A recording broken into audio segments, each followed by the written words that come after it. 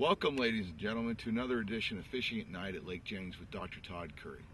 Filmed and directed by Bob Unger. Now we're out here on Lake Jennings, and it's a beautiful night. The sun is just set over the dam right there. You can see the pump house. We're going to go out tonight. We're going to work some points.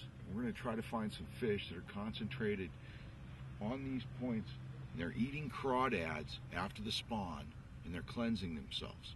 So we're going to be using crawdad baits tonight. We're going to be fishing them on a light drop shot, and we're going to be dropping it in and out of the grass where these crawdads are hiding and the bass are eating them. We're going to have some fun right over here on a famous point called Sentry Point, and that's where we're going to start. Again, beautiful sunset. We're out here in the evening. We're going to fish Lake Jennings. Hopefully we're going to hook into some big bass. Let's go fishing. Alright folks, we're back here again. I just wanted to take a minute to explain to you what we'd be doing tonight. Now, there's two areas that we want to fish here on this point, and the first one we're going to start out is going to be out in about 30 or 35 feet of water. We're going to fish a little bit deeper. What I'm going to be using is a drop shot with an open hook. And I'm going to be fishing a small bait. I like this 4-inch margarita mutilator. I'm going to be smothering that with smelly jelly. I use night crawler. I'm using a drop shot rig, open hook. Again, I like the Gamakatsu hook. You know, we could talk about hooks all day long, but for me, Gamakatsu is the hook that I like. You know, this one seems to work best for me. On my bigger baits, I like the Yamamoto hook. So, you know, I switch back and forth. I use them all. I also have some owner hooks. You know, I can't tell you which hook to use. You use which hook you like. This worm right here, this margarita mutilator, all right, it's the secret worm. Okay, this is the worm I use at night here all the time.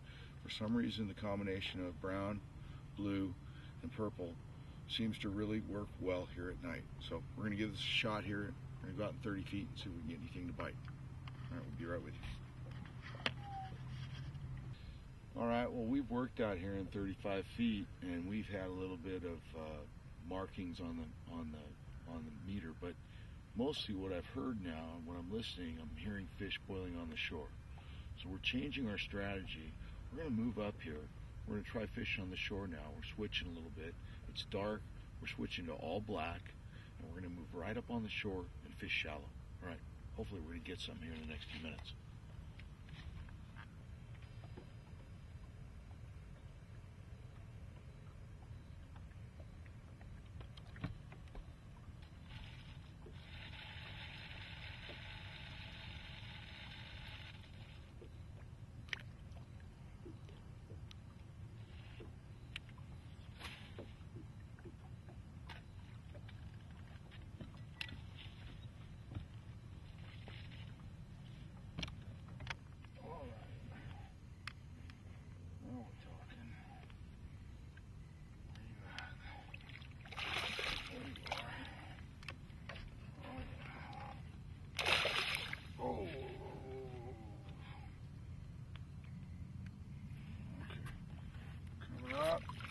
And the boat. There we go. That's a nice one. Yeah, there we go. Atta girl, huh?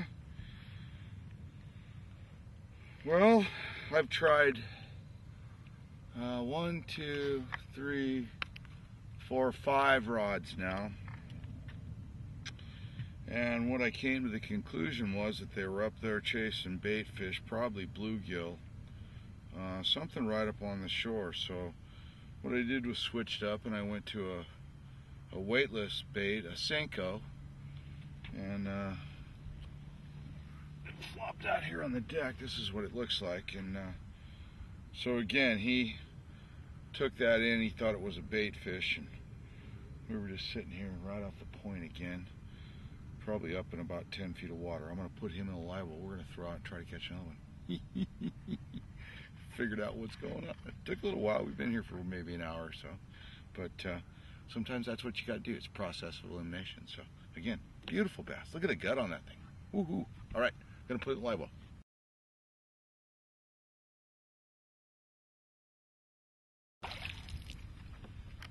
Well, he's not very big, but he came up on that point and he ate the drop shot.